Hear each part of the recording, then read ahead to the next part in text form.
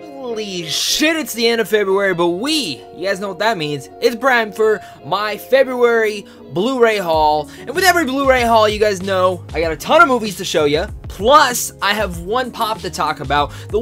My favorite pop that I picked up for the month. It's kind of a new segment. Instead of just showing every pop, where in reality, I try not to get as many pops because I'm getting overwhelmed here, but I want to show off one really cool pop I got. If you guys are new here, consider hitting that like and subscribe button where you guys can get all sorts of geeky content like this. Plus, you guys can also check out early movie reviews on this channel. And you guys want to make sure to hit that subscribe button because I am going to South by Southwest and I will have an early review for Us, The Long Shot, and a couple other good films, so make sure to look out for that. Plus, for some other South by Southwest coverage or any other movie reviews I do, you guys can also check out Sandwich on Films down below. It's the website I'm a part of where I do advanced movie screens and give those out to you so you guys can see some movies early. But like I said, we are doing my February haul. Tons of cool stuff. Most of it's Blu-rays. Like I said, I got one pop to show, which is this magnificent thing. This is my Shazam pop. It is exclusive to Hot Topic.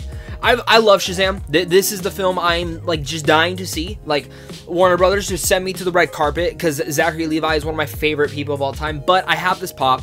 I was really excited to see because I just wanted the pop in general, but to see that I got the glow-in-the-dark version from Hot Topic, his chest lights up, it's pretty unique. I like it. I dig it. And this is probably one of my favorite pops. It's now going to sit in my background that you guys will see going down the road now.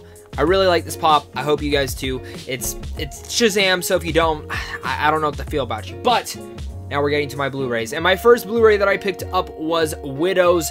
Well, it's not a Blu-ray, it's a 4K actually. And I loved Widows. This is a film that really grabbed me, and I love the performances. One of the best ensembles of last year. Some people really didn't like this film, thought it was very overrated. I didn't think so at all. I actually really dug this film, and I thought the performances were really good, especially by Viola Davis. I thought the twists and turns were really unique. There is one kind of cheesy thing in here that I thought did not work overall, and some of the characters aren't fleshed out.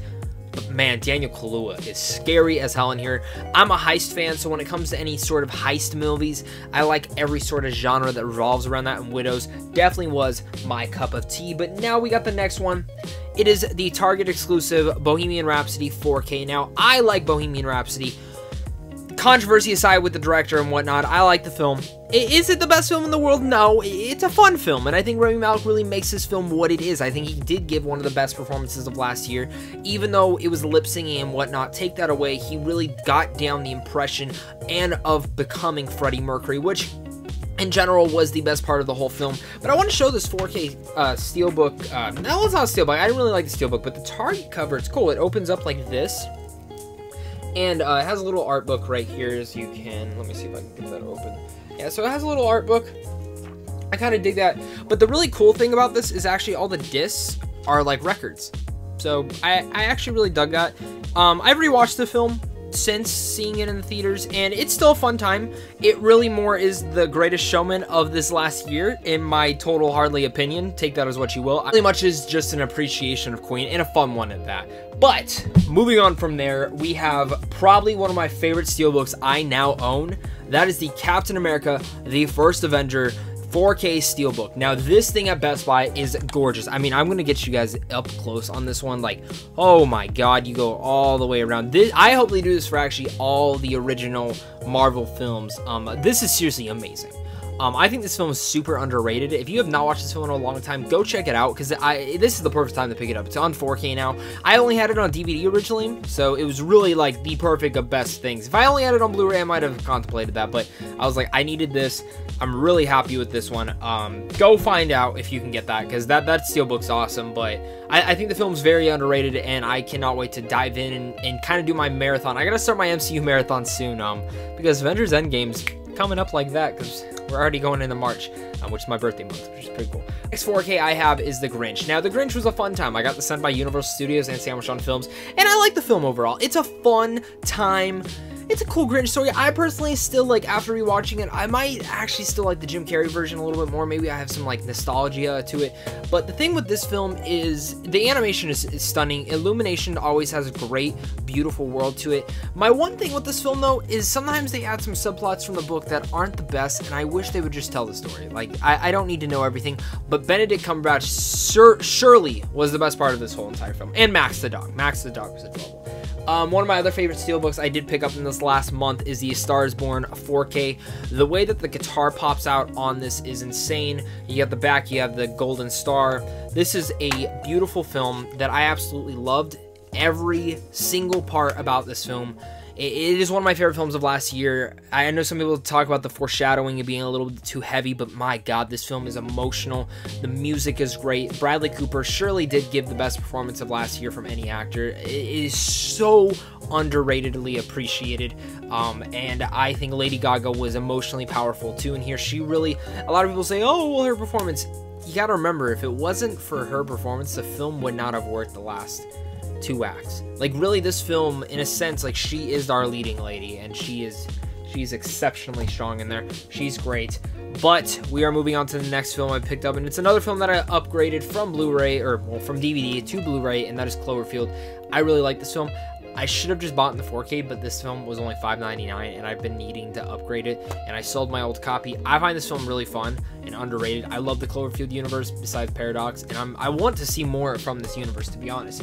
But the next one I have is a film that I'm still have yet to see. I got it from Zia Records. I don't remember how much I got it for. It was like $3. It's The Book of Henry. I've been kind of on a kick of these weird films, and I've heard this is a weird one. That it's kind of like Serenity earlier this year, where it's definitely nothing that the film was marketed, and that's why I wanted to get Book of Henry. So I got this. It was pretty cheap, and now I'm looking forward to watching it. Next one I have is Avatar.